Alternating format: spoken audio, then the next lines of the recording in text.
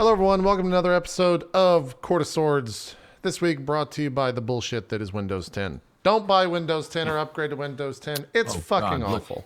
You can see my stupid... Yeah, I told you to zoom in, Max, with the Sony camera. It's not the Sony camera. This is bullshit Logitech because the Sony one, for some reason, works with everything else except for the program we're using, which is bullshit. I don't know, Max. My Sony camera, which is like the exact same camera, seems to work just fine. My camera's working overtime because it thinks that I'm fucking... I'm the goddamn Kryptonian red sun or some shit. I don't understand what the fuck's happening here. Let's see about zooming in here. Let's degrade the quality even further by zooming in. Oh. Hey, you look great. That looks There great. you go. Yeah. You look good, buddy. You look good. You're looking great.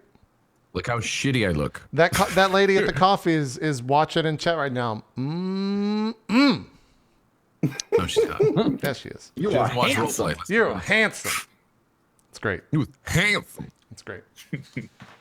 Anyways, welcome to another week of Court of Swords. I don't know what fucking week it is. It doesn't matter. I gotta fix the chroma key. Yeah, we're having some issues here with that stuff. But none of it should matter for the actual show because none of the audio, all the audio is on Windows 7, which is just great, except for the music, which is on a Windows 10 machine. Did anyone get that creators update this week from Windows? It takes forever to install. Did you do it, not Dan? on 10. Did you get it? Yeah. Okay. Yeah. Let's have I want to compare issues here. Did it reset all of your graphic and audio drivers? Not for me. When you play a game full screen, does it automatically introduce any sort of mouse acceleration that you can't turn off? Mouse is kind of weird in some games, I've noticed. Yes. It's full screen. I guarantee you go windowed full screen and it'll fix it, but your FPS will drop because it's windowed full screen. So weird. And there's something called the game bar now, which is apparently you're supposed to use when you play Xbox games on the PC or some shit. I don't know. But I'm wondering if you, because I have it turned off, I'm wondering if you turn that on, then load up a game full screen and open up the game bar settings with Windows key G, if there is a mouse accel thing there that you have to turn off and then turn the game bar off again. That's the only thing I can think of. I just hadn't had time to test it. It's fucking ridiculous. It's absolutely insane. The update seemed really big and didn't really like change anything for the better that I noticed. Yeah. It seemed like, Yeah. It's pretty bad. Don't do it, everyone. Don't update. Turn your updates off. Just get hacked. It's worth. Trust me, it's far less issue getting hacked than it is dealing with the Windows 10. well, I don't know about that. But... No, Dan, they gotta learn. Okay. Okay. The world is only negative and dark and just bad. You got to take the lesser evil here. Okay. Adam knows that. He could speak. Talk to me about nihilism, Adam. Let's talk about it.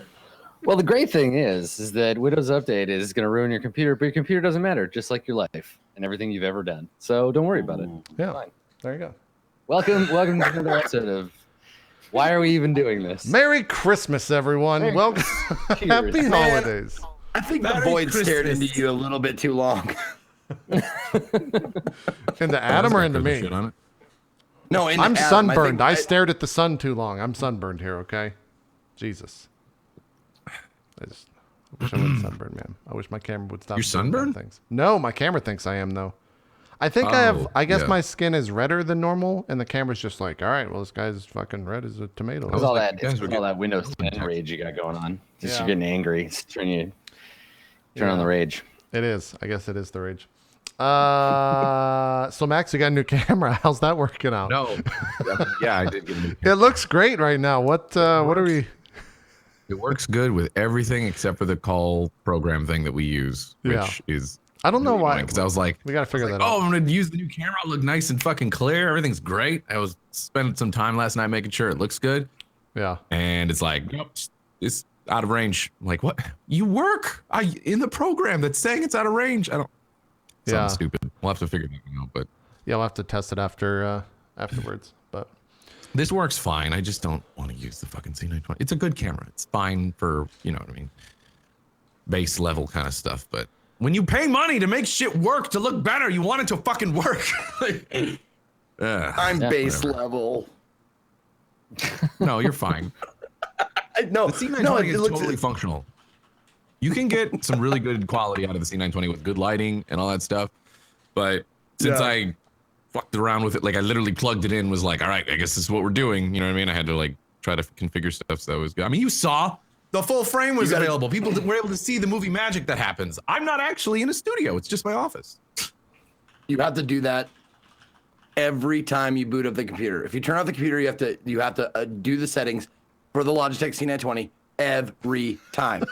It's a feature. Not shitting you. It's a feature. Nice. Yeah. Nice. Gassy looks yellowish to me. I can fix that. Let me get rid of my jaundice. Can I get some of that jaundice? I'm a little red. I need that jaundice, baby. No one's ever said that. Anyways, well, cool. I'm glad you got a new camera. I'll look at. Are you streaming? When's it? You don't know when you're streaming next time, man. You are. I'll probably stream. I think I'm gonna stream after this because I meant to stream earlier, so I'll probably stream after this. Okay. Whatever that may be, I don't know, but I did want to test it out. So tonight will be like the test run for actually using the camera. Okay. How's that? Is the jaundice gone?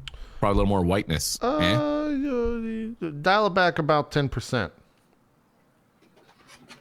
Looks great. I don't think you touched anything though. I'm messing with the white balance because it's either we go on this end of the spectrum. Whoa. Get back into the abyss. There you go. No, that looks good right there. Don't touch it. It's great. You look great. It's got good pigment. Looks great. Well, now you're a real pelican. Let's just move on. Dan, what type of camera are you rocking and how are you doing, man? I have some Sony camcorder that I use as a camera. I don't know what it is. Maybe you and Max compare notes. You might be able to help him out. Shut up. It works just fine. How you been, Dan? All right. How about you? Doing all right. I watched that PSX event. That was a gigantic waste of everyone's time. Yeah, I felt really bad for any like Europeans that stayed up super late in the night to watch it. Just yeah. There's just nothing except for the Detroit gameplay was cool, but everything else was just sort of. Yeah, the Detroit stuff did look cool, but it just looked like a. I'm forgetting what's the developer's name again? The French guy. David Cage. Cage, yes. Yeah. It just looked like a David Cage game with prettier graphics, which I'm all about. I want to see some. Yeah. I want to make some robot choices, and I'm a fan of Heavy Rain. I know that everyone likes that game, but I like it. Yeah, Heavy Rain has some cool moments for sure that you don't really see in other games. But what was that other game where you played the girl with you played the superhero chick? Spoilers.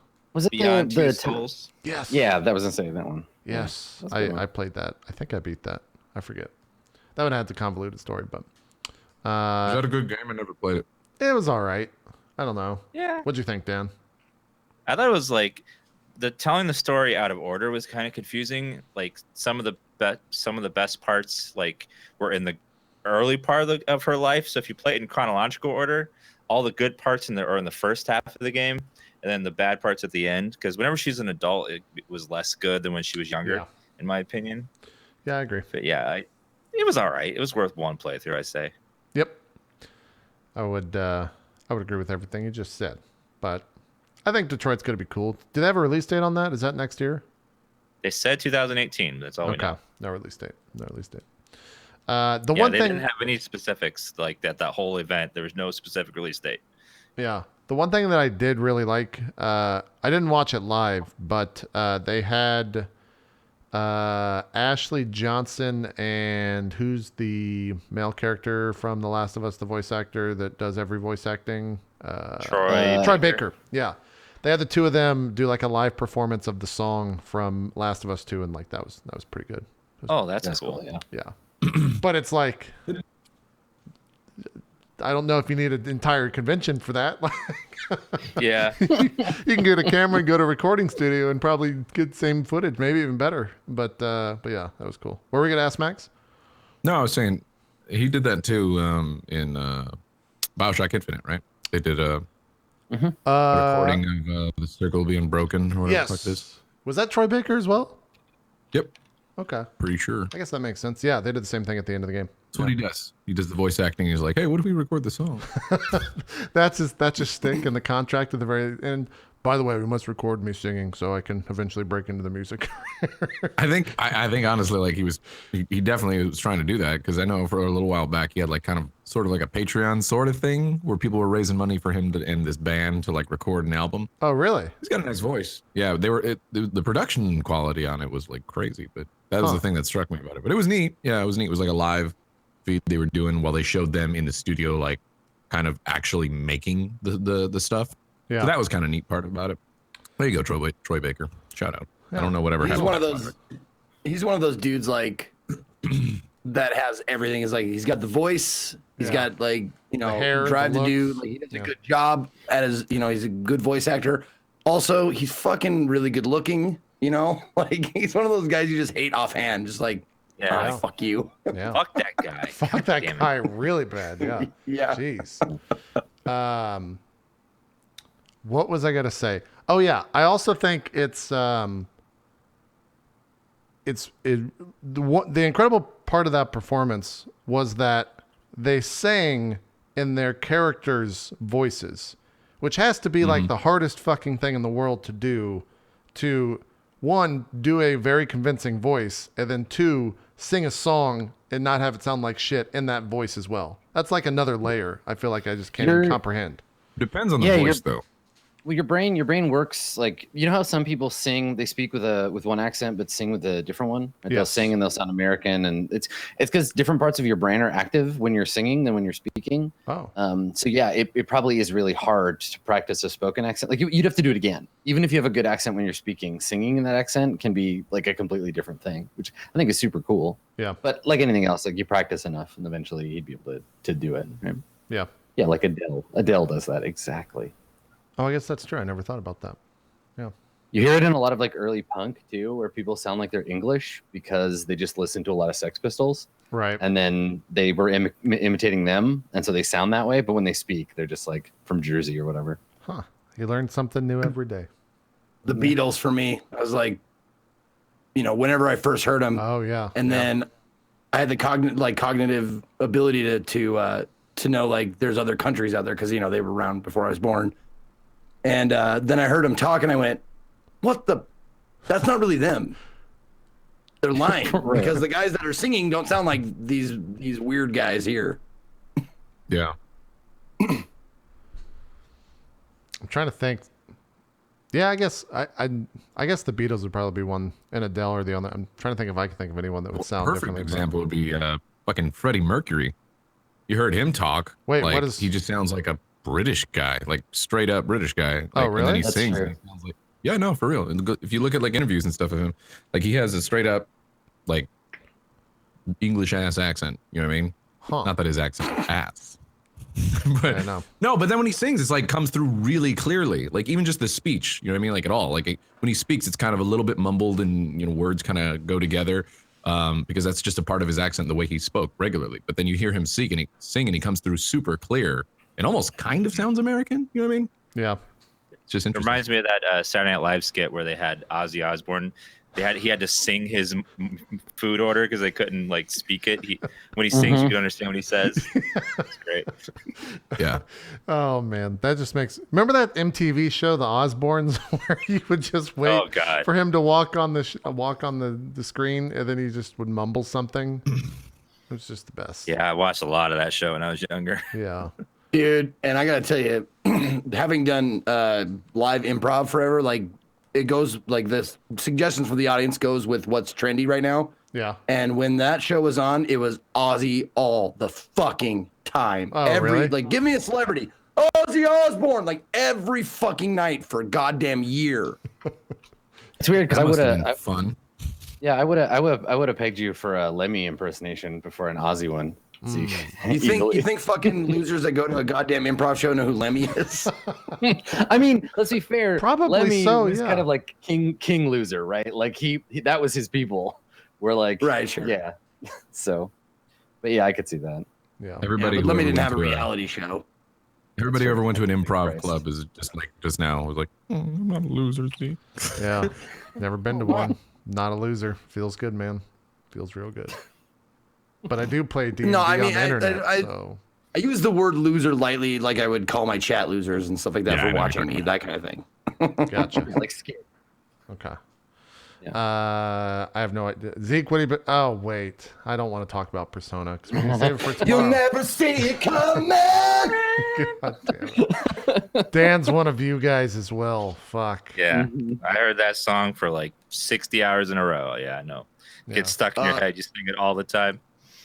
Well, I want to point your eyes to the chat because someone made this for me, and I love it. What they make? Zeke anime. Oh, It's beautiful. oh, nice. That's pretty good. I I don't like even it. see it. Yeah, That just went live like an hour ago. nice. It's great. Are you now going to become an anime only stream, Zeke? Yes, I am. Nice. Absolutely. I don't even know what's next on the list after Persona. Persona was like my gateway drug. Persona 4, What's dude. the next step? I mean, you got 15 Final Fantasies out there to get through, man. Final Fantasies don't really count though because they're so palatable for everyone. Got a bunch of Tales Yeah. of games if you really want to go deep. I don't even know what that is. You gotta play Persona 4 after you play Persona 5. P4 is so good, and I think it's cool to have content. I played them in the other order, and I'd be really interested to hear. I just personally want you to play it. So Persona 4 is actually, yeah. Persona 3 Fez as well would be a good, like, I'm definitely not going to go from one Persona to the next. yeah. It's like that's like I had a 7 million hours of content. But Like, Zeke, I had a gotta year pepper between in 4 some and other 5. stuff. Yeah. Zeke, here's the best thing about 3, though. And that's really weird to say it's the best thing because there's a lot of stuff. But the way that they call their personas in Persona 3, Zeke, is they put a gun to their head and shoot themselves in the head. Yeah, I And heard that's like the opening of the game is a real serious thing where the guy's like fucking, I'm not gonna kill myself. And then he shoots himself, and you're just like, what the fuck is happening? So, I highly, and also the world ends in that game. Spoilers, but it's good. There's a lot of fun stuff in it, and you get to play. For anybody saying, yeah, go ahead. for anybody saying Chrono Trigger in chat, I played through that. I believe it's on my YouTube. I did voices for all the characters and stuff. It was Yeah, fantastic. Chrono Trigger's good. If you want to play a new one, you can play Xenoblade.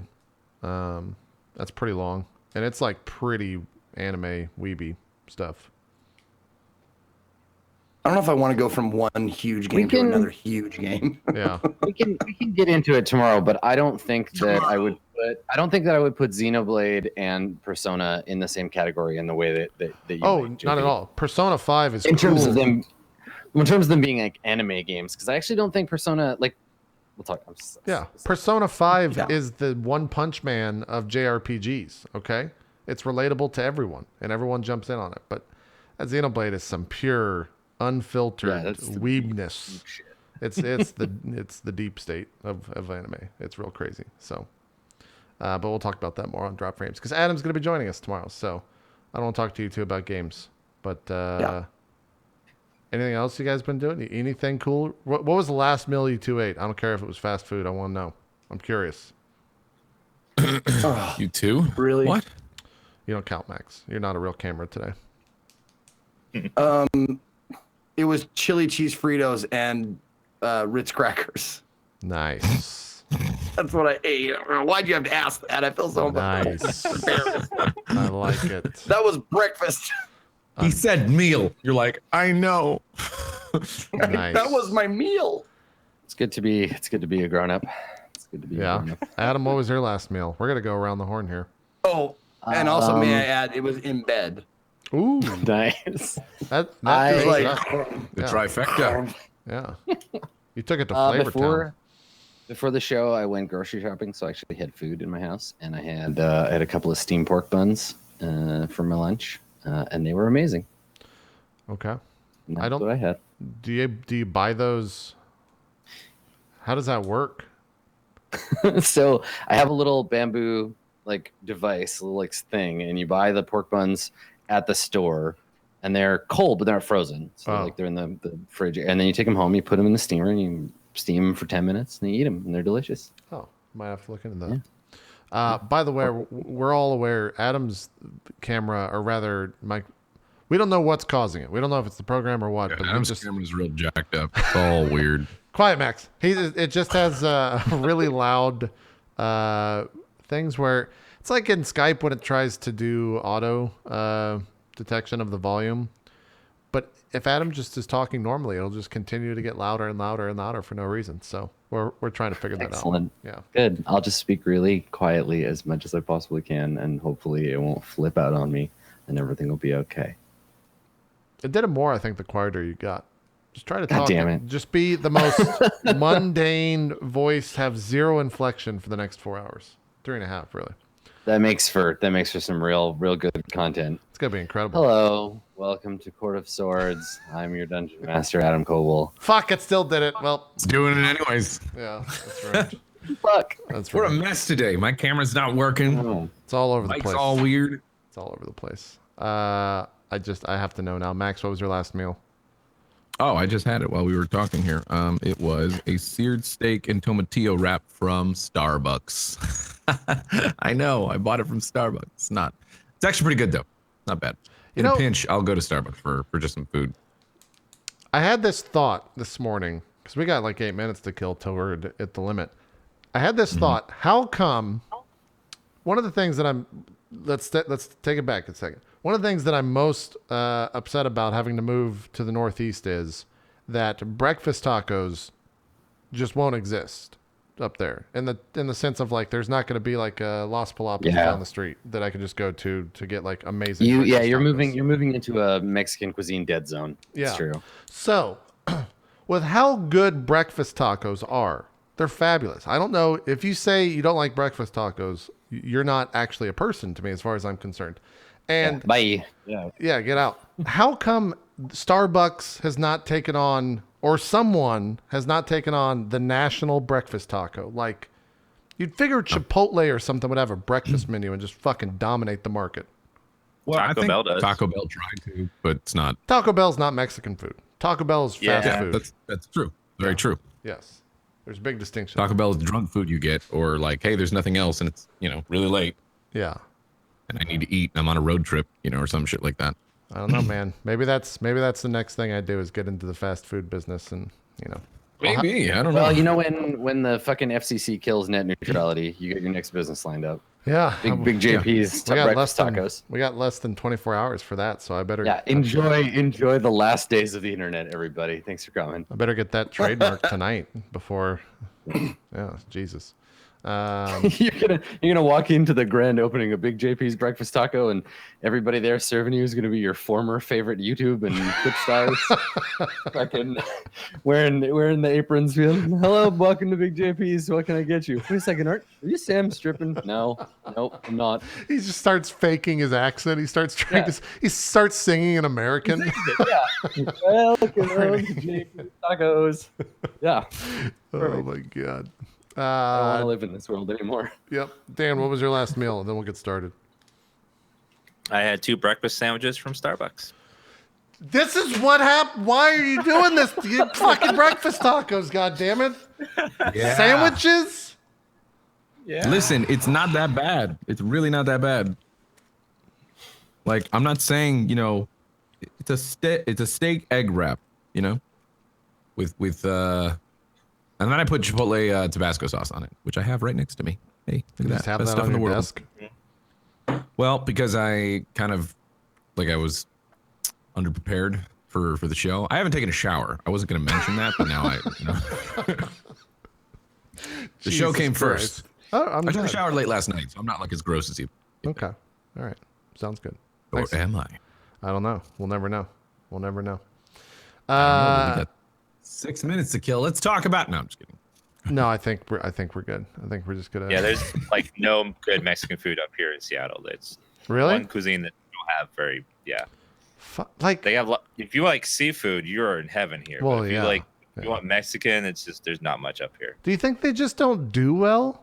Like, I'm not a restaurateur, but like, fucking Mexican food's There's a amazing. couple of like Mexican and Texan barbecue places, but they just are nowhere near as good. So the trick, I think the trick is that the places that serve At least this is the case for Vancouver. There's a couple of places. There's a couple of taquerias, and there's like a pretty decent like general Mexican place, and they are all owned and run by people who are either from Mexico or the children of people from Mexico.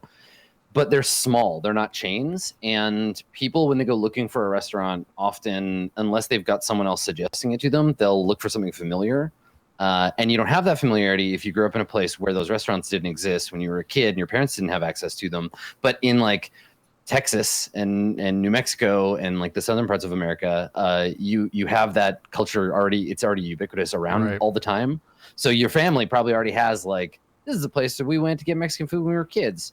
And those places have had an opportunity to build up. But it's way harder when you're just like, I know about the 3 good Mexican places in Vancouver, and that is it. And if I did not already know about those because a friend told me, it would be much harder for me to necessarily like discover them. Though I think things like Yelp and stuff are making that less the case. Yeah. But like if I go to somewhere else, if I go to a city I've never been to and I don't know their like specialized cuisine and I don't know anybody who lives there, like it's a gamble. I gotta take a shot. Yeah. We have a surprising amount of Mexican restaurants in Billings, Really? Montana. Yeah. Are they good? I can probably name. Yeah, most of them are really good. Like I can probably name like 5 or 6 off the top of my head that are not chains, that are like locals. I mean, good food follows the people that made it at home, right? Like if you look at like Brazil, there's a lot of really good Japanese restaurants in Brazil because Brazil was one of the few places where a bunch of Japanese people moved to from Japan, and people tend to like make the food that they grew up making, and so they'll take that somewhere else, which is super cool because you can usually be like, I wonder why this city has like really good Mexican food, and it's probably because a lot of Mexican people live there. So what you're saying is that we just need to start shipping some Hispanic people to other corners of the U.S. and we'll, 20 years down the line. invite more Mexican people to live in different parts of the country rather than like a few miles from the border of Mexico, and you're good to go. Can we use a different verb casually shipping Mexican people? All right. I was just gonna say that. Can we use a different verb than shipping, please? I like inviting, like Adam said. All right, everyone, get in the container. We're shipping you to Seattle. We got to get the Mexican food business booming. Let's go. It's fucked up. Jesus. Almost as fucked up as my camera. Yep. Or Dan's internet right now. It's either or. Everything's great today. It's great. Yeah, we're doing great today. It's just we're gonna go talk to a wizard though, or something. Also, let's talk about that's my segue. Let's talk about these new character portraits that we got because I'm pretty excited by them. Yeah, they're so good. Character portraits. Well, me and Dan, me and Zeke do. Yeah, we'll put in the new ones too. Oh, no, okay. But look how beautiful. Oh wait, I have one of those. Berg has one of those. Yeah, so I'm gonna get those and we'll install them. They're looking real good. Yeah. Yeah, got those off the community site. It's hot stuff. Yeah, looks pretty good. Is that really what your character looks like though, Zeke? Would you say that's 1-to-1, or where does it look like in your head? If it's stained glass, it's always going to be a caricature, of course. Well, that's but true. it's very close. Okay. I mean, go back to mine, Adam, because mine's like that's pretty much like it's mental image right there of Sally. I love that this turtle reminds me of the giant turtle. Like his face reminds me of the giant turtle in the Neverending Story. Like as soon as I saw this, I was like, oh, this is that guy from the Neverending Story. Yeah, it's that giant turtle.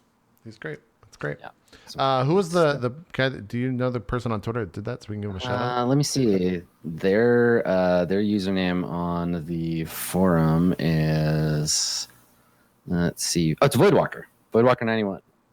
Voidwalker91. What a I always find it funny. I always find it funny, like shouting people out about fan art and stuff, because I'm like, all right, let's go look up their name. God, I hope it's not something offensive. Because one time we were doing a D&D campaign. We had some fan art that we really loved for on the D&D channel, and I went to say what it was, and I was like, all right, so this fan art today we were using it comes from Butt-topian. That one's pretty good. Everybody, thank you. The greatest of all time, though, Adam, was way back when on a podcast that I did called State of the Game. And the best questions every week came from a guy named Poop Feast 420. Oh, no. So he was just the best every week, and it became a giant thing for the show. My current favorite silly username from Twitter is somebody added me in a thread a little while ago about Dungeons and Dragons, and their name was Laddie Dong Legs.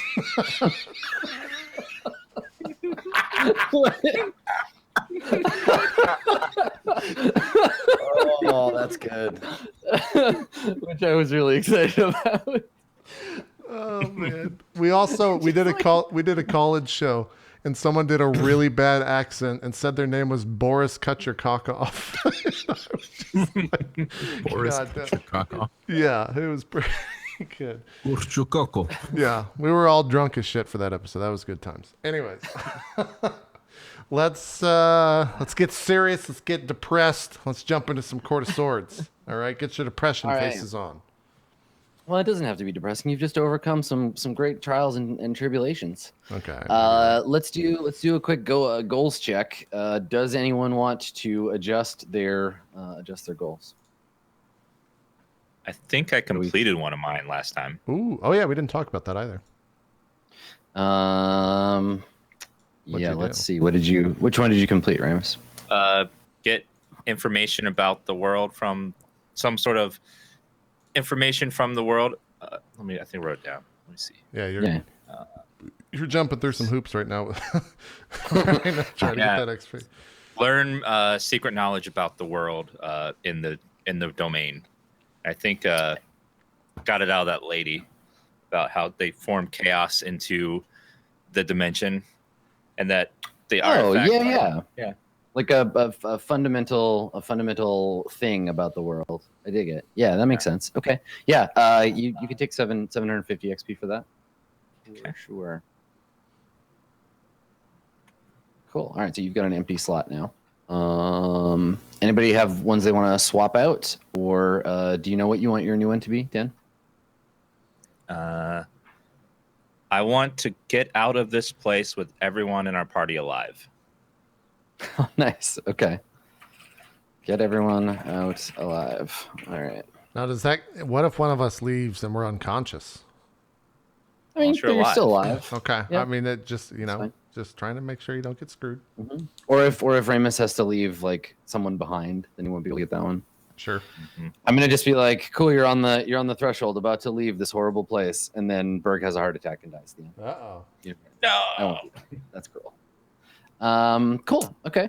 Good stuff. Berg, Salihafa, Kali Mott, you're good with yours?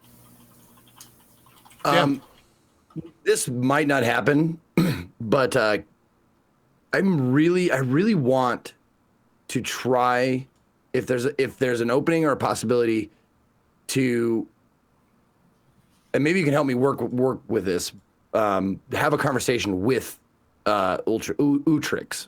Yeah, just like speak to Utrix. Yes, have a meaningful conversation with Utrix. Okay. How's that? Yeah. Which one do you want to remove? Which one do you want to remove? Learn the location of at least one more of my race. I don't have that on Wait a your minute. list. Read yours out to me. Hold on a second here. Mine are find a way to ease Berg's pain. Mm-hmm. Learn the location of at least one more of my race. Mm-hmm. Find out if the reading had any real meaning behind it. Yes. Yeah. Okay, cool. So you want to change out the people one for now for a... Yep. Okay, perfect. Sounds good. Okay. Cool. All right. Good stuff. All right. Great. So you're now all the way through the rings.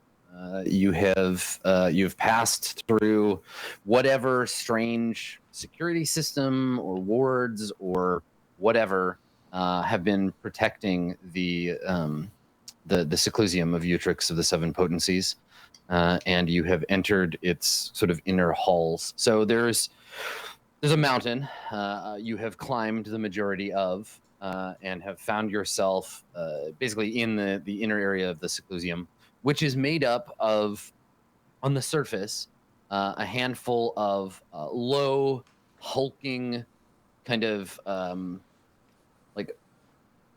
elder-looking buildings. So not ruins because they're too well kept, but there are places where the walls have fallen. But in the places where the walls are missing or where the ceilings have caved in, the Seclusium seems to have grown replacements out of wood and out of sort of strange-looking greenish stone. So there's a sort of organic and built feeling to the place. We can see as we kind of get the establishing shot, the dark purple of the sky, the lighting of the stars, and no matter how long you've been here, you haven't noticed any change in, like, the sun isn't rising. The light is universal and ambient from stars from basically all directions.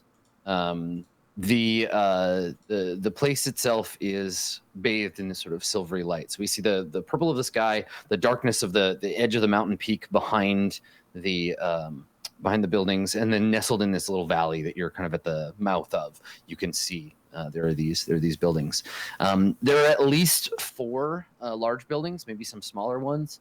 There is a shifting path that kind of wanders its way up into that area, and you can see from here there is smoke coming from the larger buildings, big plumes of smoke rising up into the sky, and there seems to be some kind of outdoor fire pit or something as well. The place is decently well lit, and seems in its way, despite being unusual, inviting, perhaps. You don't feel a sense of threat necessarily from being here. Berg, you are feeling wrung the fuck out. you've been dragged through these fields, and while everyone else is getting interesting lessons from the ghost that seems to possess the fields, you instead have been suffering physical torment and visions. You're currently being helped up the path by your friend. So before you lies the Seclusium of Utrix of the Seven Potencies. Within his mysterious experiments, the goal of your being here. You're on a mission to steal them for Inanna, a rival wizard of the city of Brass. Though it sounded to me like maybe there's been some discussion that may change, perhaps. I don't know if that was made. Those discussions weren't in character, right? That stuff was all just, in like a Patreon video. Okay, I just want to clarify that. Okay. Yeah. Well, I think once we get to the top, Berg and Kali Mott are Kali Mott's helping Berg up basically after he just kind of like pushed through. And once I see that Berg's okay, I want to start kind of just walking towards one of the buildings in front of us. Okay. Yeah. Just pick like a random one. Just the nearest building. Yeah. And I'll probably walk for, I don't know, 5 or 10 steps and turn around and kind of look at the group. Everyone looks like Berg looks real fucked up, right? Like he is on his last. Yeah. Tell us, Max, what does Berg look like right now? Let me see.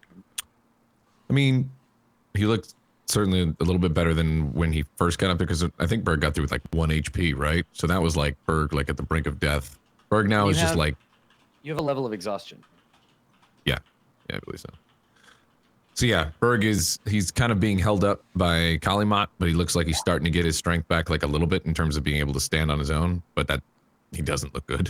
Like you can see on his face, especially, just like he is worn out. And a lot of times you've seen Berg worn out just like physically after a fight. This is like, you can see in Berg's eyes and stuff that he's like fatigued mentally and everything. He's trying to just keep going forward. Maybe he's a little disoriented and like doesn't exactly know where he's at after being dropped and back so many times. Like this is a different level of exhaustion that you've seen on Berg. Yeah. Even if it's not the worst in terms of like him being like, nearly dead. It's just, it's a completely different trial for Berg. So he's letting Kali Mott help him up more than maybe he would let people would otherwise. Because Berg is pretty prideful in that. That's his thing. He's strong. He overcomes, but this time he's accepting, the help a little more willingly. from someone else. Yeah. And as I'm helping Berg walk to wherever we're going, I look to him and I see that what you just described. Well, my friend, it looks like your soul has been taken out of your body, tortured, killed, reanimated, and put back in there. But you're still here, right? Berg like kind of looks up at him, like smirks for a sec, like really tries hard to pull a smirk, and he's just, yes, I suppose. I think I'll write a song about you. How do you feel about Berg the Unkillable? It's a working title. I'll work on that. I'll get back to you. And then Berg's like smile goes away, and he's just focusing on staying up and going forward. Kind of looks towards Salihafa and Ramus is like, like what's next? Like what's the plan? Right. I've probably walked 5 or 10 feet away from the group towards one of the buildings and turn, kind of see this conversation take place, and turn to Ramus and say, do we need rest before we move on? Well, I feel just fine, but our friend here looks like he's been shat on. He needs to rest. Oh, and also, like, when I went through, if you guys remember, I went through and I held Berg's hand when we went through, and I took a fucking jolt myself. So, right.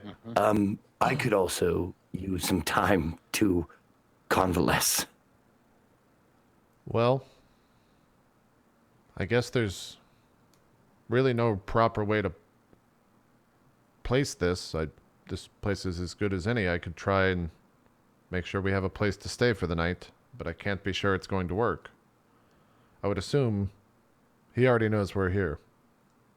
So, at least inside this place, he won't be able to touch us, as far as I know. But if you all want to rest, I can see what I can do.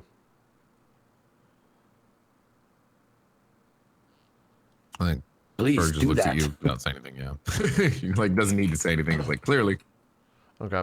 I reach to my side and kind of rummage through my pack and pull out some chalk and start to kind of chalk a bunch of arcane symbols on the ground for the next couple of minutes.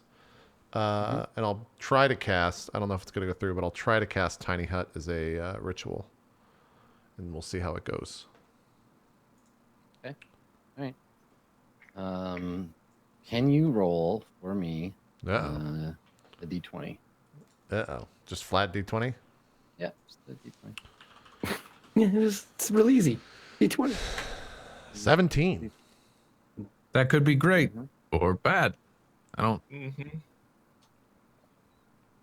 Okay. Cool. Thanks. I hate that so much. Yeah, that's bullshit. So you're inscribing the marks of the tiny hut. You're drawing the 10-foot radius circle, conjuring the dome. And where is this happening? Pretty much right at right where we came up to like the apex of this into this pathway. Right where it kind of opens up into before the town, just right in front of us. That's why I was saying like he can probably see whatever it is. See us at all times, so there's no point in like trying to hide this. Okay. All right. So you you conjure up the dome. The spell takes place as you expect. And you conjure your little turtle shell thing, and you can invite the other characters in. As with the spell, other creatures and objects are barred from passing through it. Spells and magical effects can't extend through the dome or be cast through it, etc. Cool. So you've made this magical dome, and now all of you are inside. What is the plan from here? Well, I assume we're sitting around, and I'd kind of just say, so where do we go from here? Are we going to try to find this creation, or simply talk to the Sahir?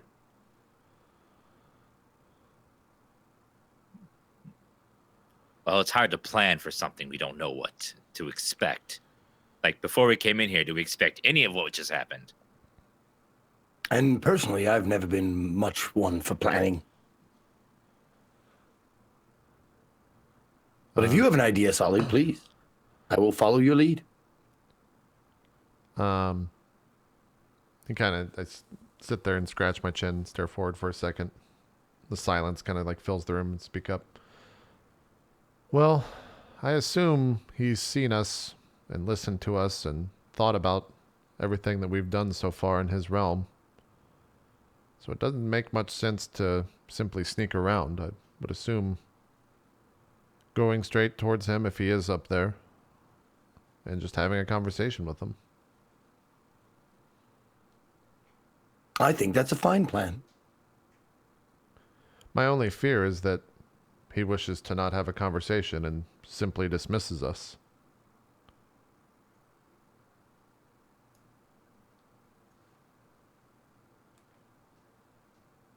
What exactly, maybe not exactly, but what do you foresee as the result of the conversation? Or what would you like to get out of it? Do you think we should still try to convince him to give us the experiment? Or should we just let the cards lay where they might? I do worry that if we say the exact reason we're here, he will dismiss us and perhaps even more. Do something more rash than that, but I don't know. I do not know the Sahir and how they treat one another. If we simply say her name, will he get angry? Or will it simply be a laugh? I do not know how he'll act. But I don't know what else we can say we're here for unless... And I gestured to the other two. These two are the interesting ones. He doesn't have a soul, and I still haven't quite figured out what's inside him, as I point to Berg. But perhaps it's interesting enough to warrant a conversation with this person. And the cards suggest a partnership possibility. So maybe the partnership is with Utrix. Because these beings operate on a level that I can barely comprehend. So trading one for the other doesn't seem like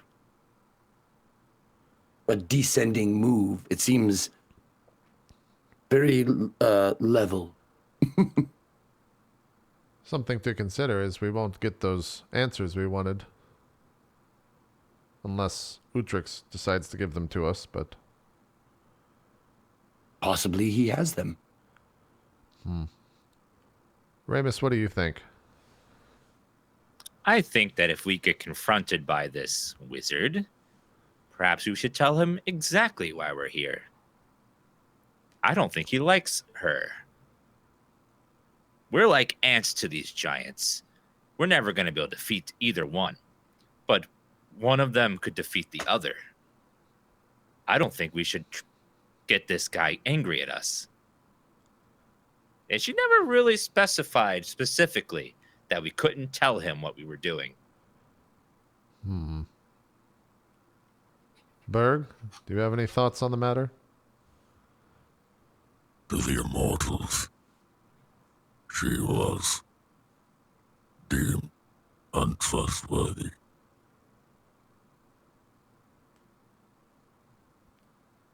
Scratch my chin. I don't know who we trust. I don't know this Utrix. But if he can help, so be it. I had not considered the conversation with the immortals. But that does bring up a great point. What did happen with the immortals? You never mentioned it to me. You see me smile uncharacteristically and turn to you and say, well, the three of us had just met. We were standing outside of an inn.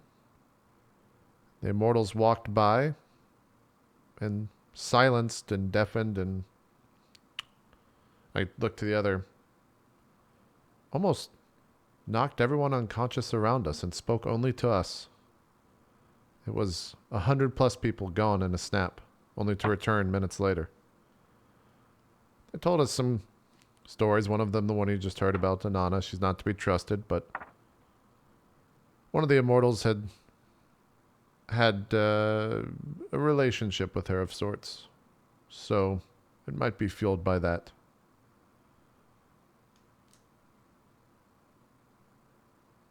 Right. And I'm the queen of the Bronze City. I don't get that reference at all, but if you're implying it didn't happen, I gestured to So it's the a other little two. hard to believe that the immortals would just talk to you two. You three. Just randomly. Well, I Ramus, would have been as unbelieving as you, Ramus, but happened it did. do you think I would lie to you? I'm not even sure you know what that word means. Berg just gives him a look like, I'm dumb, but not like, okay, I may be simple, but I think I'll speak up for you. I'll say, Ramus, he's not that. And I look towards Berg and think cautiously how to phrase. He understands what that means. The I'm conversation with just the immortals kidding happened. with my friend. He knows I make fun of him because I like him. Well, we have a decision to make. I would assume we all have our own thoughts on it. Perhaps we should sleep, and tomorrow morning, and I look up, and time doesn't make sense here, so in a couple hours we'll make a decision. But for now, Berg and Yes. Kali need rest. I need to rest. I am drained of the power. Yes, please make sure you don't make a mess. So does everybody just go to sleep trusting that the tiny hut will protect you, or do you leave someone awake as though it weren't there? I will stay up because I'm probably most fearful of that. Having cast it and not just being sure what the fuck's going to happen here. But also, are we taking a short rest or a full rest? Because a short rest isn't going to do nothing for Berg. we're going to do No, long. I think the plan was to take a long rest. Because Yeah, okay, I was the gonna say, dome, the yeah. dome of the tiny hut, formerly Liam's tiny hut, will last for 8 hours exactly. So The dome of the tiny hut. Sounds funny. Yeah, I think we would have watch as normal since we're in a weird place, just to Okay. make sure. Yeah. Maybe before everyone sleeps, I do not know if this barrier will hold. Perhaps we should keep watch and make sure nothing happens. okay, who is the last person on watch? Who is the person that wakes up early, takes watch, and then wakes everyone else up? I would say I'd stay up first, so I'm not the last one. Whoever else wants to jump in. I'll get up. I'll get up last. Okay. Okay.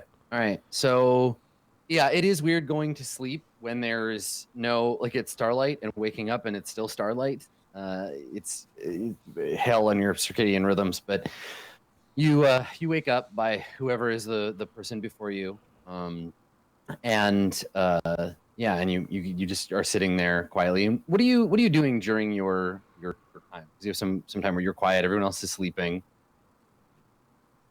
I am spending my time between idly shuffling my deck of cards, thinking of lyrics for a song for Berg, and maybe if time wanes on for a while and I get super bored, I whip out a piece of parchment and just start sketching all of my party members.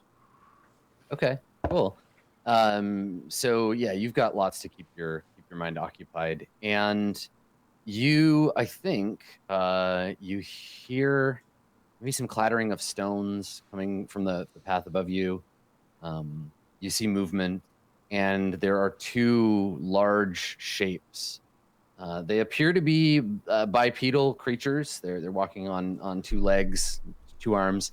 Hard to see, but it looks like they don't have heads from here. They're quite tall, be 8 feet or so, almost as broad at the shoulder, and are alternately walking upright or walking on their knuckles.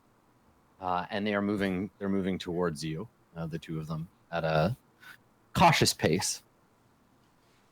Okay.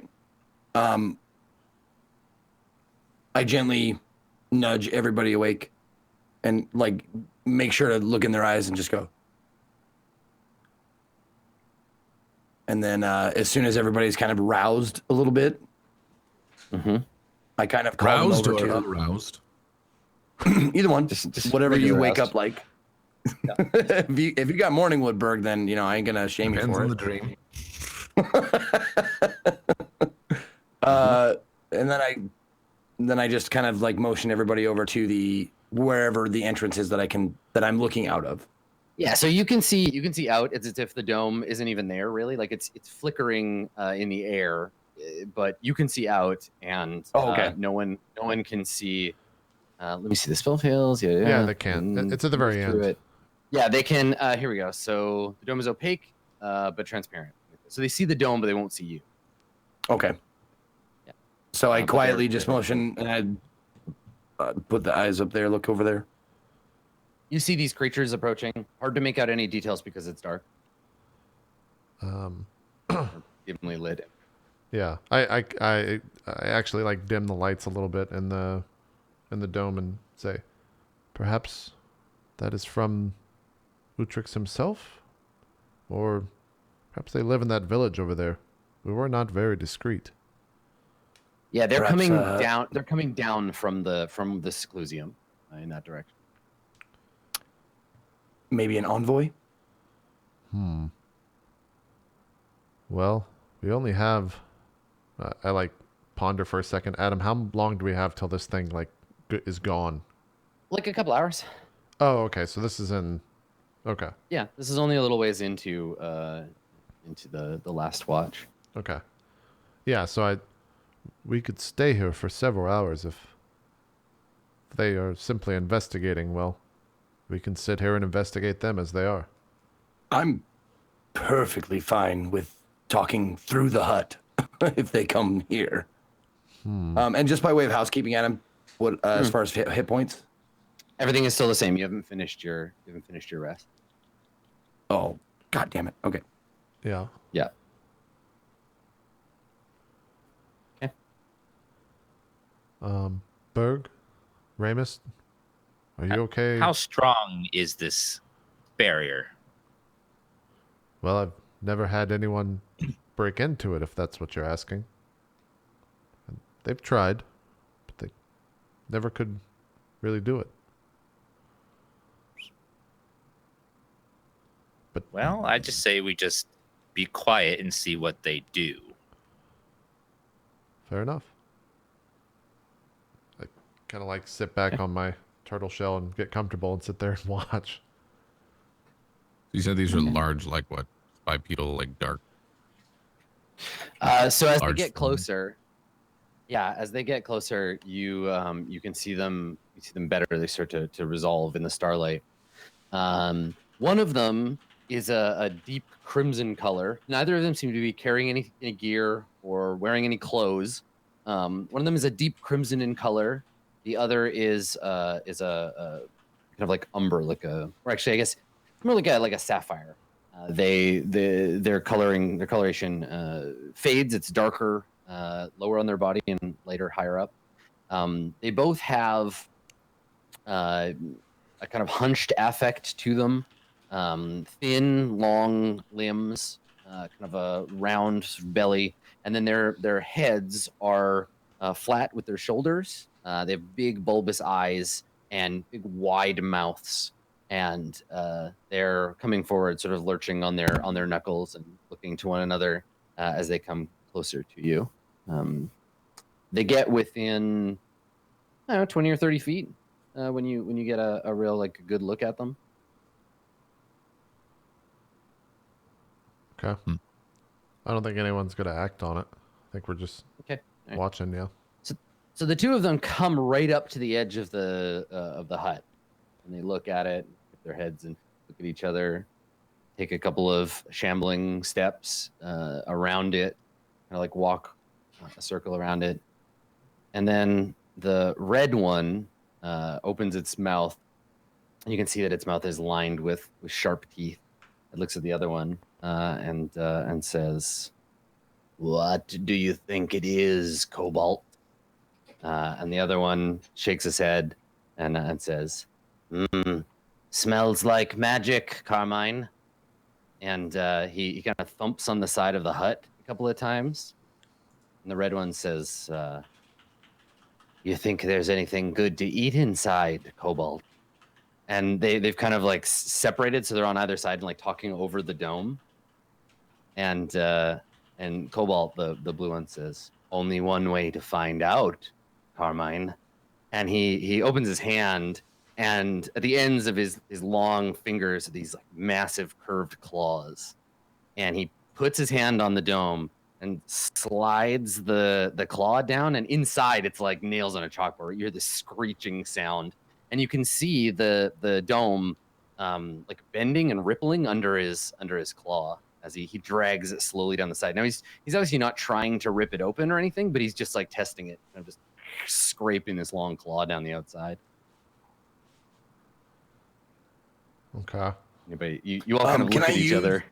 Can I use like anything to check and see what kind of creatures these are? Knowledge You of can some make sort? you can make an arcane check if you want, maybe. 12. Hard to say. They're vaguely amphibian. Obviously, they're intelligent enough to speak. They're speaking common, and other than that, yeah, they just look like strange, enormous toad men. Okay. Yeah, I don't think a 12 is going to get you any more. I'll No, try. I look at Sally Hoff. I'm like, and I point at the creatures, and Yeah, I'll 26. Does that do anything? Yes. Yeah, Salyafa, you examine them. They are almost certainly slod. They're creatures of the ever-changing chaos of limbo, and they are they're horrific parasite creatures. The slod are organized from by their color, and this, surprising no one, is a red slod and a blue slod. And I think the only other thing that you know is that if you can, they're being controlled by someone else. There are very few free slod. They have a crystal that's embedded in their brain. Yeah. And that's the thing that controls them. If you can get a hold of that, you can. There's some ritual ways to get it out of them. And I think that you remember about the two. 26 is a good roll. The red slod and the blue slod both have some interesting methods of attack, which I've posted in the chat there. But they infect disease and can infest you with tadpoles that, as you can see, will chew their way out of your vital organs. As if Berg needed another disease. All right. you said that like C-3PO when he was describing the fucking Sarlacc pit. Like, Right. just so chipper. They're going to consume you over the course of 1,000 years. Yeah. So these two creatures, they're outside and they're kind of like menacing your tent. It's like, But they're not getting through, right? they're not really trying. Okay. And so Carmine says to Cobalt, he says, he like sniffs the air and says, "The barrier's down, Cobalt. That means intruders. Intruders in Utrix's lair. Oh, and the master away. I think that means it belongs to us, don't you?" And the blue one says, "We can crack the shell, feast on the meat inside." And he like, again, long scrape down the side of the hut. Just so I have like an idea of where I might have learned so much about slod. Are these guys You said that they're controlled, so do they have kind of like a hive mind? Are they like an aggressive race? Are they just kind of like this enslaved race? Like what? It depends. I think that they you know bits and pieces based on lore from other wizards. Mostly those who have either accidentally or, gods forbid, intentionally summoned them. They're not of your world. They're not okay. So as to who controls them, hard to say. Okay. So yeah, as he's clawing again, I believe this will still hold for a couple of hours. My fear, though, is that this creature is not going to stop and perhaps bring more friends. But my other fear is I do not wish to fight that. It does not look like they're one to be reasoned with as well.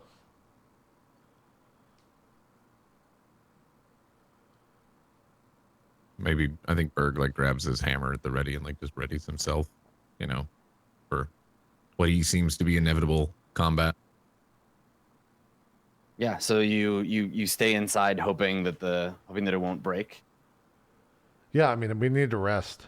I think at this point, if we go out and try to have a conversation and it goes poorly, it's not going to go well for us. Okay. Have we not rest? Is this like, have we not gotten the full rest? No. No, you have not yet. Oh, So well, let's see.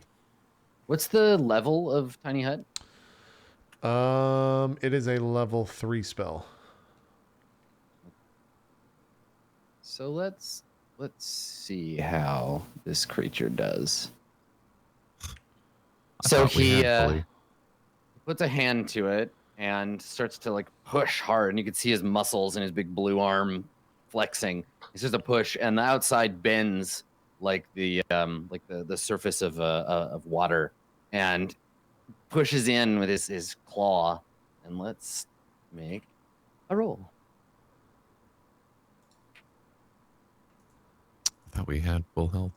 Shit. Yeah. So with a first pop and then the tinkling of broken glass, the slad shoves his arm through the outside of the hut, and it starts to crumble in on you like candy. And you see his big bulbous here. I don't know if you guys here. I'll move you on the screen. You can see these. Not like this, Adam. Not like this. So he pushes go through hell. He pushes his face in through the hole he's created and licks the air and croaks and says, "Ah, there they are." And then you hear Carmine chirp happily on the other side, and he says, "Looks like we've got food for tonight, Cobalt." What do? You were all kind of like ready to spring in action. What are you gonna do? No. That was based on knowledge that I was like, I thought we had this like had interrupted towards the end of like the full rest. So Berg's at like 7 HP. Well, you're still going to do the same action. You're still going to attack him. Most likely. What if we can reason with the Battletoads? Yeah. So the tiny hut's gone. Yeah, it's crumbling around you. Okay. As that happens, I turn to Kali Mott and say, Kali Mott, you must reason with them. We are no in shape to fight.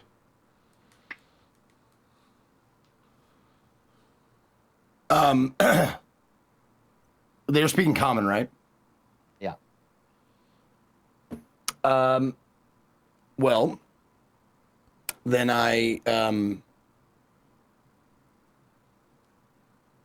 let's see.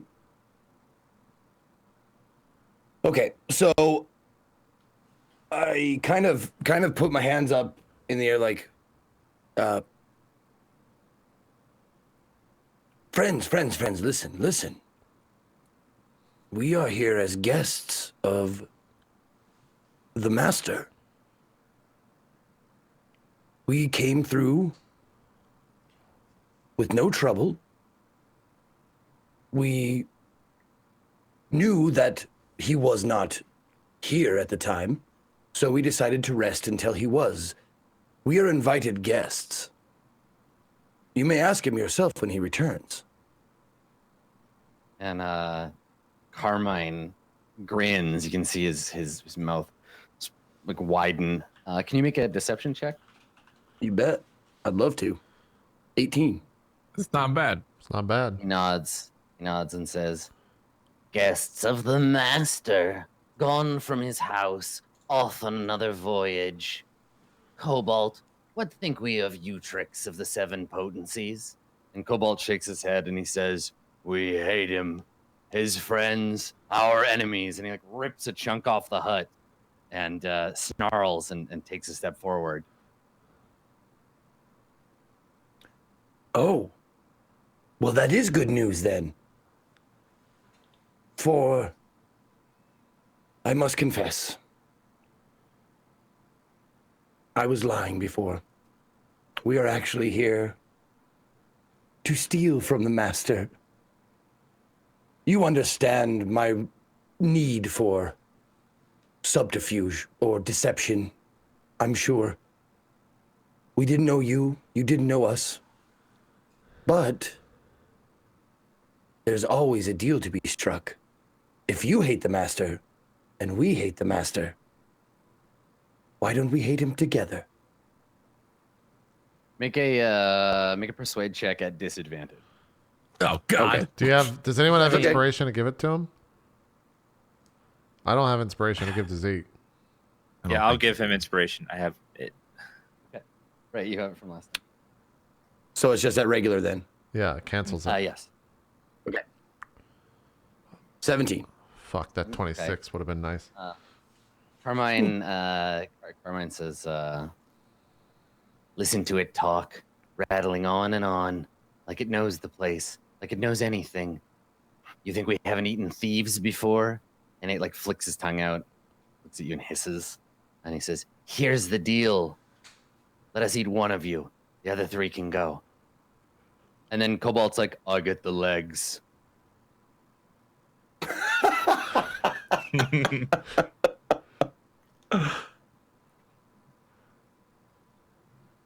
Well,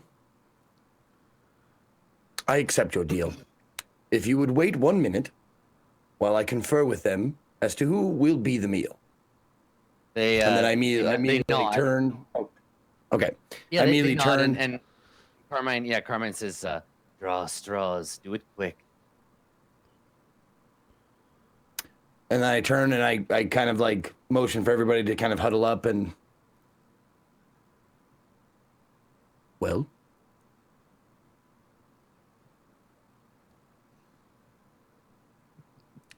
I'm just looking to see what I can do.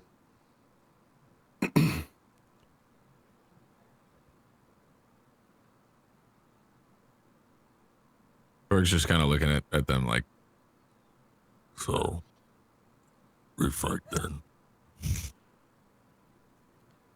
I don't think that's a good idea. If we can get out of this without fighting.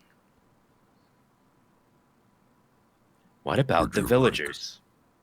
Would you like Wait. to be eaten, Remus? wait.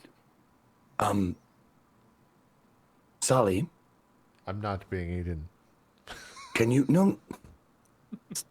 create, like you did with Berg, can you create an illusion of another person? Perhaps to their rear that we can point at and say, yes, you may eat him, and as they are walking, then we ambush them. Perhaps. Something of that nature. Adam, And look like you're arguing with me right now. Look like you're arguing with me. I start. I start waving my hands like, no, and pointing fingers. I put my hands up, and the entire time I'm sitting there contemplating. So it's just I look really stupid. But somatic is You hand have to use hand motions, gestures. and material. M is material, right? And V is verbal. Yep. Okay. I mean, I can do it at the flick of a wrist, I guess. But yeah, I can do that, and I maybe like push him a tiny bit, and look at the other two. Are you two okay to fight? Anyone have and Berg just like motions like I pass him I pass him a potion of healing, like kind of like sleight of hand it to him. Wait, you said earlier that they were like slaves. Do you know how to reverse the spell on them? Sally Hoffa. Do they have a weak point? It has to be the jewel in their head, I believe. I do not know, though. I'd have to study it. Could you? Well, we don't have time for that. How many potions did you pick? Did you slip him 1 or 2, Berg? I slipped you. Let's see. I have 3, so I'll slip you 2, and I'll keep 1 for myself. I guess Berg would be right now if he can, just like trying to like his back facing him, like trying to do some potions I can that way. try to reason with them, but we need to act now. This is not. They're not going to let us sit here and act forever. And I maybe push. You Kali look. Mott You again. look over, and the two of them. The two of them are doing. They're doing this. They're like.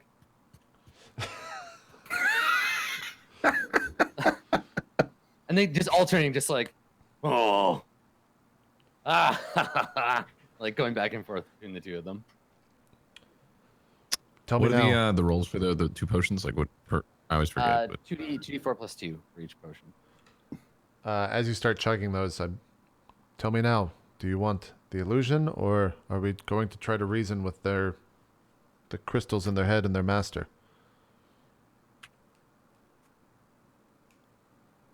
Do you think we could defeat such a creature? You said they have horrible side effects when they hit you. With a 26, Adam, do I have any? Does that give me like any sense of like power from them?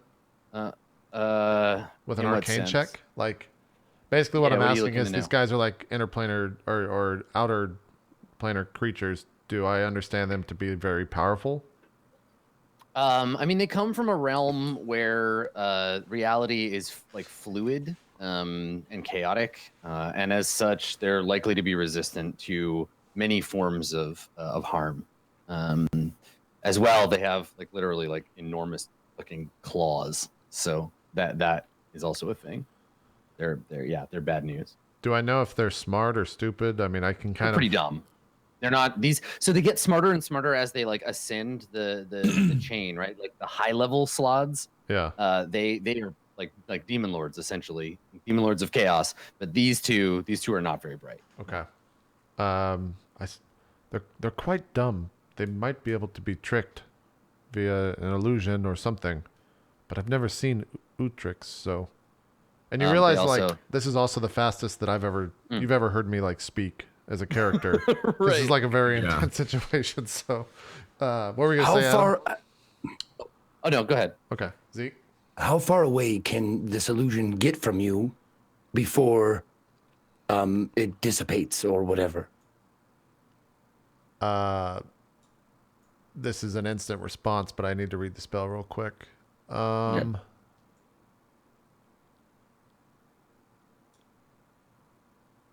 I don't know if it says. They have to make an investigation check with intelligence on it against my spell save DC to see if it's fake or not. I don't know if it has a cancellation. The range is 30 feet, but it doesn't say that it goes away. Well, my worry is that even if we do trick them for a minute, they're going to realize it's fake and then come after us anyways. Well, I think we I should have trick another them idea. and free them. If you put the illusion behind them, and then I finger him and name him whatever it may be, and say we pick Kuldar, and they look behind, and then he runs away. The illusion runs away. Then would give us an opportunity to run the other way. How much time has passed since we've been in this huddle? I mean, just literally this much time. Okay. Like a minute.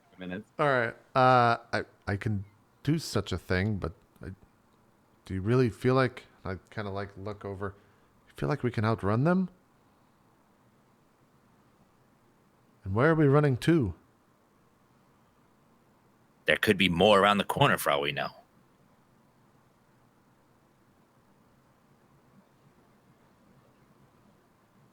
These creatures are born and bred in chaos. Surely an illusion would be something that they would cope with. Perhaps You said they were dumb. I thought they would be easily tricked. that's what I'm getting at. But if they try to eat it, we could just say that's who that person is. He's uneatable. Well, that's who we chose. How about this? If we come up with a better offer than something to eat, what else do these things crave or want? Chaos, I believe. Adam, is there anything that I know that would crave from an Arcana check? Hard to say. Yeah, I mean, like they eat and they're only a little better than animals, right? Like they eat and they reproduce and they fight with each other for dominance. These two are the bottom end of their food chain. Yeah. This would be a very different conversation if it was with like a higher level, like a gray slod or whatever. Right. See if we did branded integrations. This is where Berg would say crave and pull out a crave jerky bag. Wait. I have an idea. Kali Mott, you need to sneak away right this moment. I'll create an illusion of you and we'll say that you're the one that they're eating. Okay, perfect. I look. Wait. Is that perfect? I don't know. You're smarter than me. You said right now, and I will go and I'll try and find a place to hide. Ramus, do you agree with this plan? As long as it's him being eaten, I'm fine.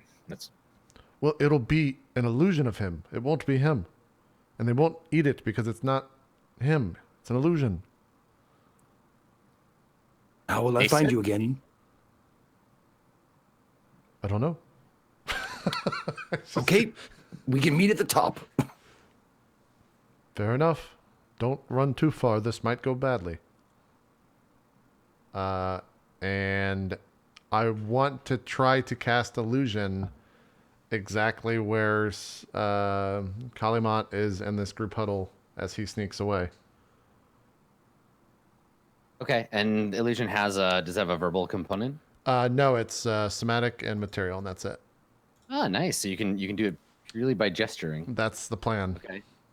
All right. Are you doing anything to distract them so they don't see you casting a spell, or do you not care about that? Or are you going to rely on the fact that they're distracting each other? I'm going to rely on the fact that they're distracting each other, and maybe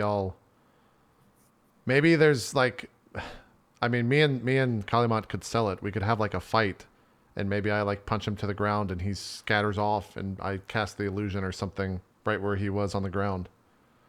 I mean, it's right there in front of me, so it's not like I'm going to have an issue with, I would hope, replicating what I'm seeing to almost a one-to-one nature. Yeah, I mean, the actual casting of the illusion is no big deal. I just wanted to know if they can pick out the difference between your arguing and casting a spell, which I think, I mean, they're pretty stupid. So we'll see. Okay. So tell me to describe what happens here. So you're talking quietly. They're playing rock paper scissors, and then what? I think me and Kali Mott have like there's a verbal argument, and maybe he like takes a swing at me, and we like play fight, and then I take a swing at him, knock him down on the ground. The second that he hits the ground, he scatters off with a stealth check. I cast illusion of him on the ground, which is since it can have two different components. One is of him, the vision of him, and then two is the audio cue of him just screaming, just like as long as the audio track can be of him just screaming. Okay, well let's run this theory right up to the like casting of the spell. Kali Mott and Salihafa, both of you make a perception or a performance check.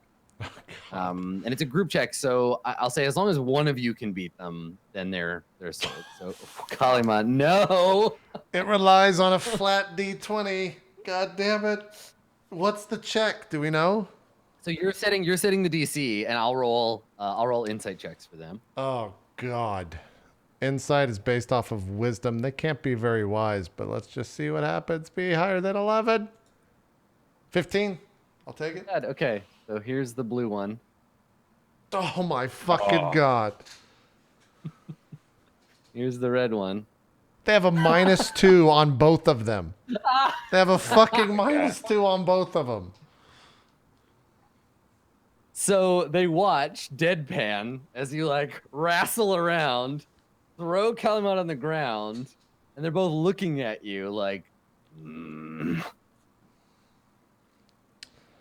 then you cast the spell, I guess. Well, does he need to stealth away at the same time? Is this a?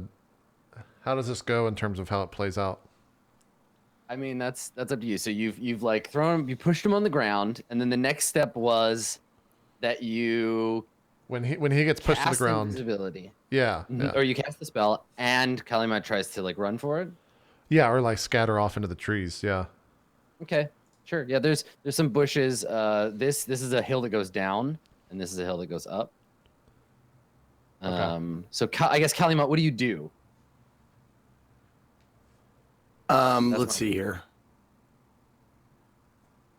Do you like throw yourself over the edge? Do you dive into these bushes here? Yeah, I think the bushes is the best bet right now, and then I like make my way kind of down the backside, like descend. Yeah. Like from that bush that's right at the edge. Yeah. I like and then jump down the into hill. that and then go down. Well, let's make a stealth check. Please roll high on your stealth. You have a +10. No, I won't. I have a +10. I'm gonna roll a 2. Okay, you rolled a 7. 17's high. It's Okay. wisdom again. I think for their perception, they have a -2 to So it. it's just their passive perception. They're not like searching for him. So here's what happens. I'll make an illusionary fake Kali Mott. This is fake Kali Mott. Real Kali Mott, who is like hidden. You dive for the bushes, which I guess they don't really notice. They're like, they're focused on your like fake fight. And then what is the bird is in illusion the of- way? And you said that the illusion of Kali Mott is that you're like he's lying on the ground. Yeah, he's lying on the ground in like terror as he's looking up, and he just starts screaming. Okay, so the two of them look at each other, and Carmine and Cobalt are like, they kind of nod, and they're like, "Sounds like they picked one, Carmine. Looks that way, Cobalt. Dinner time." And they start walking towards the illusion. I put my wait, sirs, please. They stop. And the Kali Mott illusion's like, Yeah, he's just screaming. no. We do not want to watch our friend be eaten. Please, let us get up the hill and out of sight before you do this. I only ask that of you. And they look at you and make a persuade check. I knew it was going to come to this. It's another flat D20. 18. That's pretty good. Okay. That's not Okay. bad. That's not bad at all. Let me roll to see. But unfortunately, Oh, he rolled a 0. So Carmine says to Cobalt, "What do you think, Cobalt? Do we make him watch?" And Please, Cobalt, sirs, no. I beg thee. I do like a little theater with my dinner, but let's let them go. And they kind of like both nod, and then they look at you and they're like, "Get going," and gesture up the hill. I look to the two of them and kind of like say, "Let's come on." We start running. Okay, so we just everybody- fucking bolt. Exactly. Everybody gets one round to do stuff before they realize they try to eat the illusion. So what do you do? we get one round. Yeah, like you get a full round. That's all how long it'll So take them to essentially we get, get, like, get a over, head and then start. they wait. A head start. I mean, me and Ramus can go 60 feet away. Bird can go 80 or something like that. 80, yeah. If I just double run, yeah, for sure. Let's see how far away that is. 60. All right, that's I guess as far as I'm going. Berg, you running? Yeah. Yeah, whatever's the furthest away. So Adam, once I get to that point, Yeah. I don't know if you're gonna make me roll for this. They're gonna know is the second they get close to it. I'm gonna snap again and have the illusion appear behind them and run the opposite direction down the hill of Kali Mott. So okay. knowing that it's gonna disappear, it doesn't matter to me. Can you do that? Can you like move it around once you've cast it? No, it's a cantrip, so I'm just gonna cast another cantrip. Oh, I see. So you create another illusion? Yeah. Even if that one, I guess that one disappears because you can't just have like a shit ton of illusions. Yeah. What's the name of the spell? Minor illusion. I can paste the text in chat. Okay, Meanwhile, real Kali Mott's just like fucking. No, the range is 30 feet. Oh, I get but it could still run from me, right? No. I think it has to stay within 30 feet of you. In that case. Okay, so you create a sound or an image. I can do 2 because of my School of Illusion. Okay, so it's a sound and an image. Okay, you create it that's 30 feet. But I think that's just 30 feet away, right? Right. The range is 30 feet, not like it has to stay within 30 feet of you. Right. Then they have to make an intelligence investigation check against it to determine that it's an illusion. So. Yeah, I think as soon as I don't think you can make it move. Like a chair can be no longer in a 5-foot cube, can't create sound, smell, whatever. Physical interaction reveals it to be an illusion because things pass through it. Yeah, I think it's just a cantrip. I don't know that it can do. I don't know that it can do anything like that. You could make it disappear, which might confuse them for a moment. But yeah. Okay. Well, then right as they get up to it, and our round is to get up to the top. Kali Mott, what are you doing? Are you staying in the same place behind the tree? What are you going to do? I'm sticking right here. Hiding in the bushes. As you watch yourself lying on the ground. Yep. Okay. The second that they get up to it, I will cast illusion. Well, no, this is my turn. I double ran. So is this consider the next round? Yeah.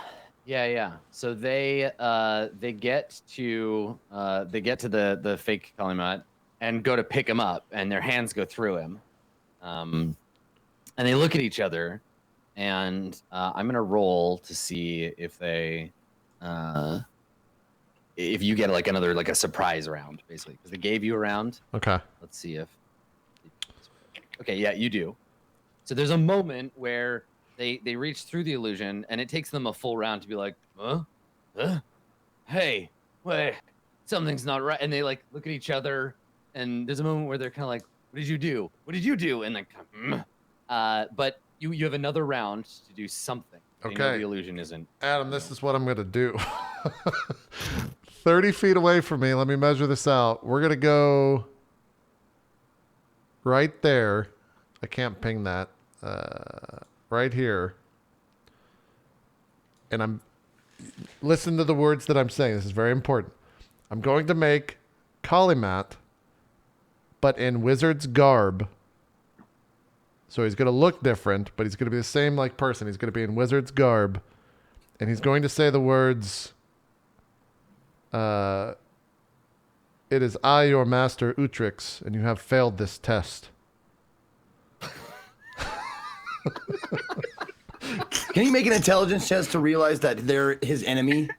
I mean, you do remember that they don't like Utrix, right? They're but they still call him master, right? The master, not necessarily their master, but you could say that. In a sense, they would be like I would draw from that they're subservient to quote the master, even if they don't like him. Too, like if they believe it's Utrix like playing tricks on them, like it's possible they'd fear him. That I'm going for the fear factor. Don't laugh at our plan, all right? It's a fucking dire situation. It is a dire situation. I agree. Okay, so that's what you're gonna do with your. So that's what you're gonna do with your. Kali Mott's gonna pop up. He's gonna have a wizard's head and robe. Hold on. So this is minor illusion again. Cantrip. And it's sound continues abated or can make discrete sounds at different times. Okay. And then what's everybody else doing on this surprise round? Fucking running. I got Berg with me, so I'm running with Berg as far as I can go. And then Kali Mott's real Kali Mott's still just sneaking in the bushes. Yeah. Okay. And then Adam, I also want to run as well. Like my move, Okay, I'll yeah, you cast can a cast it spell and and then do run. Yeah. Yeah. Yeah. So I'll snap my fingers.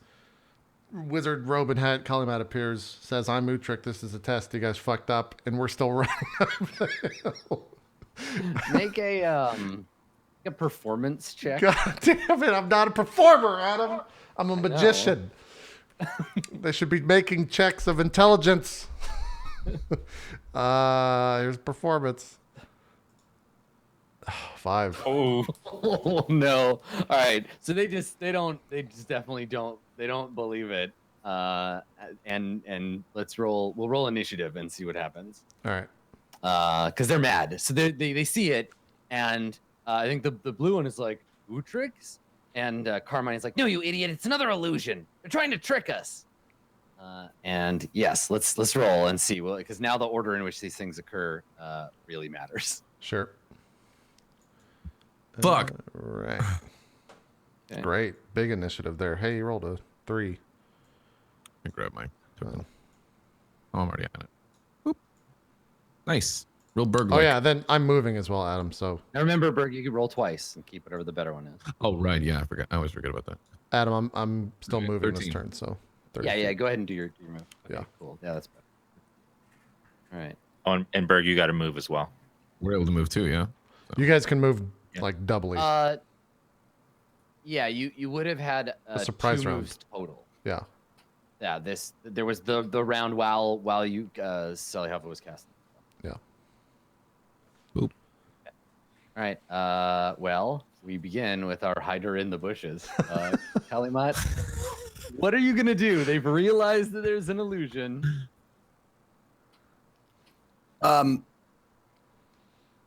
Quick question about initiative. If I go first, does that mean I can wait until something happens and then do something? You can declare a trigger for your action. So you can say, I will hold my action until this happens, and when it happens, I will take this action. Okay. I will wait Okay. and see if the slod start running towards my friends, and then I will trigger my action. And what is your action going to be? Yeah. You have to Because state you have what to it set a is. specific action. My action is going to be I off will the talk cliff. to them. Okay, if they start to run. Yep. Okay. All right. Now you can do that at any time, right? You can talk at any time, like even during someone else's turn. Yep. So if there's like a specific action you want to take, that's fine. We'll give you the room to like make a roll if there's something involved there. Okay. Ramus, you just gonna run off? Run off with Berg. Wait. As far as I can go. I just want to make sure his plan is to talk to them if they give chase to us. That's what he said. Well, Yeah. here's the other thing though. If they like sniff me out, know where I am, I'm gonna bolt down the side of the cliff. Mhm. If I feel like they are onto me, know I'm in this fucking bush, then I just wanted to make I'm out. sure you had your turn and what you wanted to do proper, because it's very important, especially when Adam's No, jamming. dude, I'm a fucking rabbit right now. I'm like, and then when I sense danger, I'm fucking gone. Would you say Okay. you had any sort of Nice. that? Pick up your Danger Sense shirt, available right now at the RollPlay Teespring store in both hoodie, zip-up hoodie, and T-shirt form. Multiple colors. I got it in gray. Thanks, thanks, Gray. Bert. Oh, so good. All right, Ramus, you're gonna do your full moves. You're gonna run. Mhm. Okay. So, Cobalt is going to he watches the rest of you like running off, and she shakes his head. It's like, let those 3 go. And Carmine's like, there's another one around. Where'd he go? So, Cobalt is going to begin searching for you. What did you get on your original stealth check? 17? Was it a There we go. 17? Yeah. Mhm. Yes. So he uses his action to search for you. Oh, God. So he's like, where'd he go? Dude. Man, that Okay. plus 10 is really going to work for me, isn't it? And he hell. he looks right at the bushes, and you make like eye contact with him, and he smacks Carmine, and he's like, there he is. And Carmine's like, delicious. And he uses action to find you. So Berg, what are you gonna do?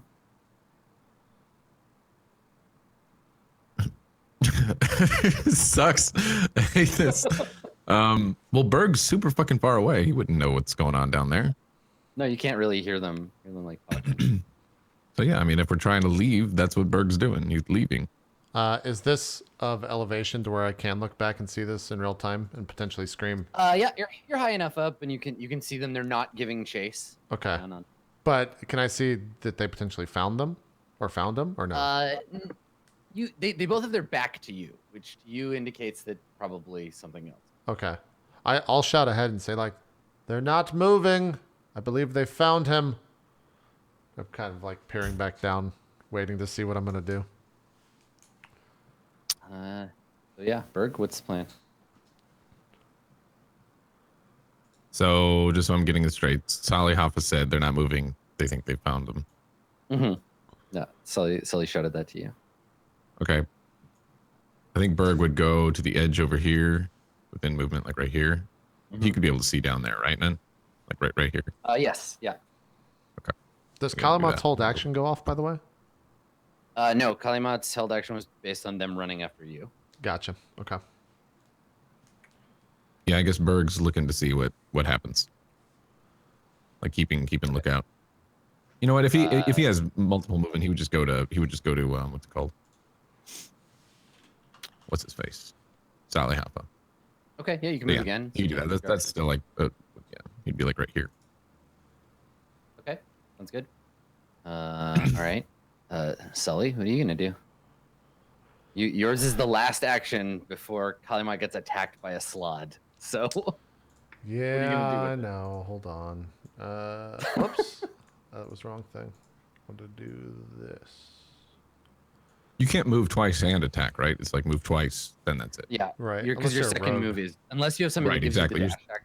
Mm-hmm. Yeah, you might have hucked a javelin or done a blowgun.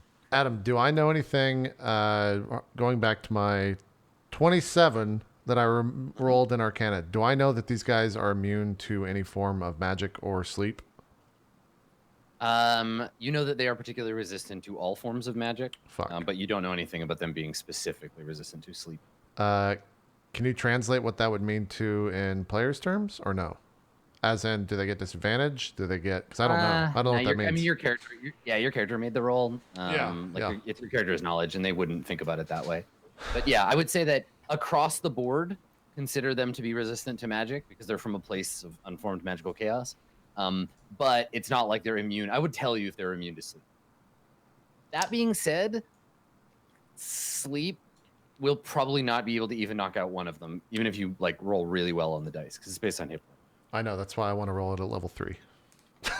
Sure. So you could boost it and try to. Because I don't have any other level 3 besides. In which case, the red one is smaller and more likely to pass. Okay. Well, fuck it. I will cast sleep at level 3, which means I roll 9d8. Jeez. So, yeah, I guess I'm just gonna roll that 9d8 then, and I hope it rolls well. 48. It's not. It's an okay roll. So can you roll a d20? 13. All right. You got a 17 last time, right? Correct. 17. Oh, I should have got you to roll for that illusion too. That's okay. I can retroactively roll. Yeah, it's cool. All right. So you conjure the spell, you cast it, and I think they don't even really notice. Like it just kind of like the magic like glides off of them. Well, they've got more than 48 HP. Yes, he certainly does. They're drowsy for a second and then. And he Yeah, sorry, you have a question? Nope, I was just waiting for. I thought it was done. Yeah. No, he's about to take his action. Unless there's anything else, Sully, that you need to do. No, there's nothing else. I was just wondering, like, since I could talk at any time, and I kind of specified that if I was discovered, I'd bolt. Can I do that since the first person discovered me? You cannot take an action because the trigger for your action was if they go after your friends, you're going to reveal yourself. You can talk at any time, but you won't be able to make a roll or do anything except on your turn. So now would be a good time for. Okay, so I have to wait. I have to wait for him to attack me. Yes, he'll get 1 round. God damn it, man! 1 round's kind of all you have. Like, you're gonna go down if he hits.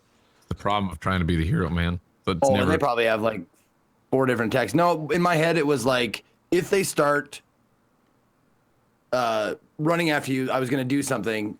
But if I was discovered, then I was going to do something completely else, which is like, make a run for it. Right, which is actually 2 triggers. Right. Gotcha. You would have to. It was one or the other. We are learning lessons. So the slod hungrily comes forward towards you, sort of loping on his claws, drooling from his wide mouth, and he sees you in the bushes, and he says, "A little garnish too," and lunges out to grab you and jam you in his mouth.